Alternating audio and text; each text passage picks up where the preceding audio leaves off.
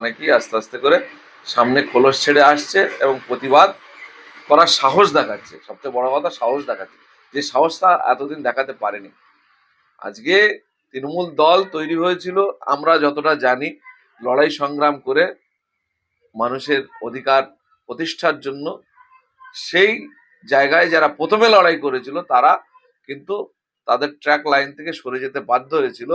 শওকত সাহেবের মতো সিপিএম থেকে যেসব নেতারা এসে তৃণমূলে ঢুকেছিল তাদের মানে কি বলবো, তাদের দুর্দণ্ড প্রতাপ এবং সরকার তথা মুখ্যমন্ত্রীর মানে তাদেরকে প্রশ্রয় দেওয়া, তাদেরকে পার্টিতে সামনের সারিতে নেতৃত্ব দেওয়ার সুযোগ দেওয়ার কারণে যারা লড়াই করেছিল একদিন গরিব মানুষের জন্য, সাধারণ মানুষের জন্য, তারা সাইড লাইন হয়ে গেছিল। তারা এখন দেখছে জনগণ যেভাবে প্রতিবাদে মুখর হচ্ছে, তারা সেই সাহসেই কিন্তু এগিয়ে আসছে। এই যে চারদিক থেকে একটা সাঁড়াশি চাপের মধ্যে পড়ে গেছে শওকত মোল্লা সাহেব। না, সাঁড়াশি চাপ বলতে উনি এটা নিজে নিজে ক্রিয়েট করে ফেলেছেন। মানে সবাই খারাপ, উনি ভালো, এরকম একটা দেখাতে গিয়ে সমাজের সবাই শত্রু, সবাই খারাপ, সবাই প্রচুর গন্ডগোল, আমি একমাত্র ফ্রেশ, চকচকে ঝকঝকে। তা মানুষকে পয়সা দিয়ে, প্রলোভন দিয়ে আর ভয় দেখে কতক্ষণ নিজের কাছে রাখবে? এইভাবে কি রাজনীতি হয়? রাজনীতি মানুষের স্বার্থে, মানুষের জন্য। তাহলে সেই মানুষ এর একটা বড় অংশ যারা সামনের সারির তৃণমূল তারাও সরে যাচ্ছে, যারা ওনার একদিন সুখ্যাতি করতো পীর মহলে তারাও সরে যাচ্ছে। সবাই কে উনি শত্রু বানিয়ে নিজে হিরো হওয়ার চেষ্টা করছে, যার কারণে এই জিনিসটা হচ্ছে বেশি বেশি করে। আর মানুষ এটা বুঝছে। দেখেন, তৃণমূল শূন্য একেবারে হয়ে গেছিল 21-এর পরে, সেটা নয়। 21-এর পরে বরঞ্চ নওশাদ ভাইজান জেতার পরে নওশাদ ভাইকে ভেতরে ঢুকতেই দেয়নি, বিধানসভাতে 2 বছর ঢুকতে দেয়নি, এরকম করেছে, অমানবিক অত্যাচার চালিয়েছে।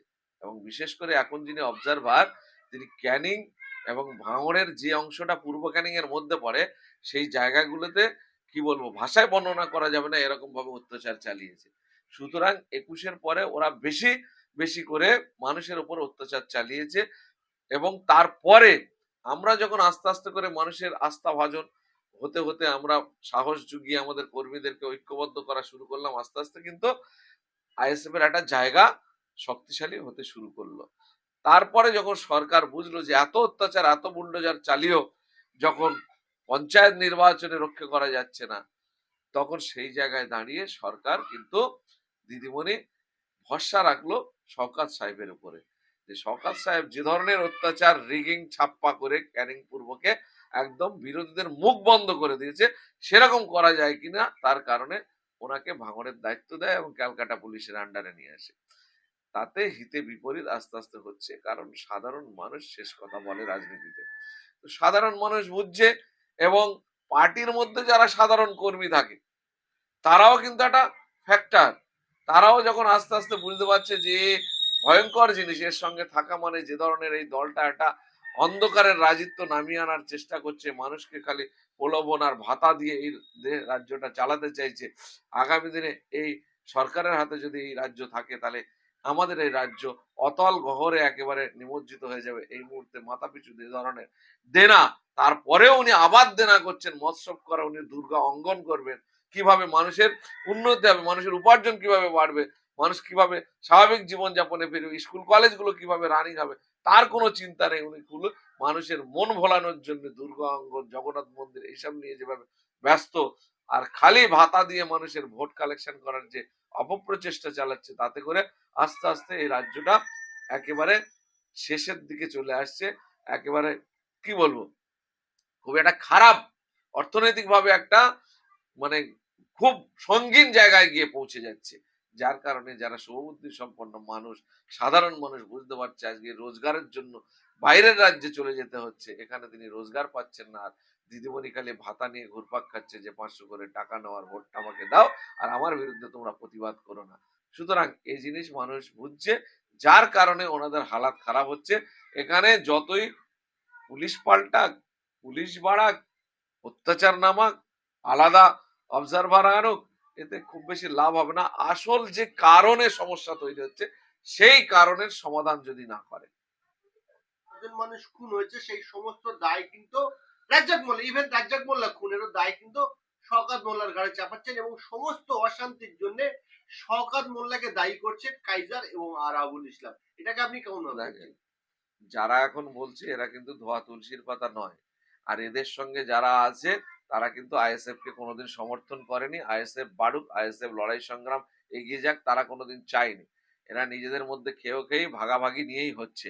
আর কথা হলো গিয়ে, যখন শওকত মোল্লার নেতৃত্বে মার্ডার খুন যখন হচ্ছিল, তোমরা যদি সাধু পুরুষ হবে তোমরা তখন প্রতিবাদ করনি কেন? আজকে তোমাদের বনিবনা হচ্ছে না, ভাগ বটাওয়ারা নিয়ে গন্ডগোল হচ্ছে, আজ তোমরা এর বিরুদ্ধে ওর বিরুদ্ধে বলছো। সুতরাং সবাই সমান দোষী। আমরা এই দোষের মধ্যে আলাদা কোনো আর সেপারেট কিছু করতে চাই না, যে এ ভালো ও মন্দ, এটা আমরা বলতে চাই না। উভয় সমান দোষী আমি মনে করি। যারা বলে অন্যায়কে সমর্থন করে, আর অন্যায় যে করে আর অন্যায় যে সমর্থন করে সমান দোষী হয়। সুতরাং তখন খুন যখন মার্ডার, ক্যানিং থেকে গাড়ি আসছে, অস্ত্র আসছে, তোমরা জানতে না? তোমরা তো তাদের মদত দিয়েছো, তোমরা তো সহযোগিতা করেছো। এই ধরনের অত্যাচার, যে বর্বরিত অত্যাচার এখানে ভাঙড়ের বুকে হয়েছে, নমিনেশন বন্ধ করে দেওয়া হয়েছে বিরোধী দলের, তোমরা তো তার সঙ্গে ছিলে বাবা, তোমরা তো সমান ভাগিদার। সুতরাং আজকে তোমাদের ভাগ বাটার প্রবলেম বলে ভাগাভাগি হয়ে যাচ্ছ, কিন্তু তোমাদের ভোট বা তোমাদের তৃণমূল লোকজন তো আমাদের দিকে আসছে না, সেগুলো তো ঠিক জায়গায় আছে। সুতরাং ওদের নিজেদের খেয়ের বিষয় এটা চলছে, নিজেদের ভাগ বাটোয়ারার বিষয় চলছে। শওকত মোল্লা এককভাবে লুটের সাম্রাজ্য বানাতে চাইছে, যার কারণে এদের গাত্র দেওয়া হচ্ছে, এই নিয়ে গন্ডগোল। আলাদা সেপারেশন, এতে আলাদা করে বলার কি আছে? ভাঙড়ে বিধায়ক আপনাদের, সেই জায়গায় বছর ঘুরলেই পঞ্চায়েত ভোট, এই বছর ঘুরলে বিধানসভা বিধানসভা। ভোট। তো এই আবহাওয়াতে আপনারা কতটা সুবিধাজনক জায়গায় চলে গেলেন বা চলে যেতে চলেছে? দেখেন, সাধারণ মানুষ রাজনীতিতে শেষ কথা বলে, আবার বলছি, ওরা যে খুনো খুনি মারামারি খেয়ে যে করছে, এটা মানুষ ভালো চোখে নিচ্ছে না, বিশেষ করে ভাঙড়ের মানুষ। কারণ যে দলের কর্মী সমর্থক নেতারা এক জায়গায় বসে মিটিং করে বাড়ি যাওয়ার পথে আর একজন নেতাকে মার্ডার করে দিতে পারে, সেই দলের প্রতি মানুষ কত ভরসা রাখতে পারে? কোনোদিনই রাখতে পারে না। তারপর সেই নেতা আবার প্রকাশ্যে বলছেন আরো 5টা মার্ডার হলে হতে পারে। তাহলে এই জিনিসটাকে ভাঙড়ের মানুষ ভালো চোখে নিচ্ছে না। এই ওপর থেকে কিছু নেতা চাপিয়ে দিয়ে ভাঙড়ের মানুষকে বাইরের সমাজে যে একটা সবসময় কলঙ্কিত ভাব দেখানোর যে অপপ্রচেষ্টা চলছে, এটা আগামী দিনে বন্ধ হোক। ভাঙড়ের আপামর মানুষ কিন্তু শান্তিপ্রিয়। ভাঙড়ের মানুষ যে ভালো কাজ করতে পারে, ভাঙড়ের মানুষ যে উজ্জ্বল দৃষ্টান্ত তৈরি করতে পারে, সেটা নওশাদ হাত ধরে রক্তদান শিবিরের মধ্য দিয়ে পশ্চিমবঙ্গে রেকর্ড করে দেখিয়ে দিয়েছে যে ভাঙড়ের মানুষ ভালো কাজ করতে পারে। শুধু নেতাদের অশুভ চিন্তা ভাবনার কারণে, অসৎ চিন্তা ভাবনার কারণে, ব্যক্তি স্বার্থ চরিতার্থ করার যে মানসিকতা, তার কারণে আজকে ভাঙড় কলঙ্কিত হচ্ছে। এটা কিন্তু ভাঙড়ের মানুষ চায় না।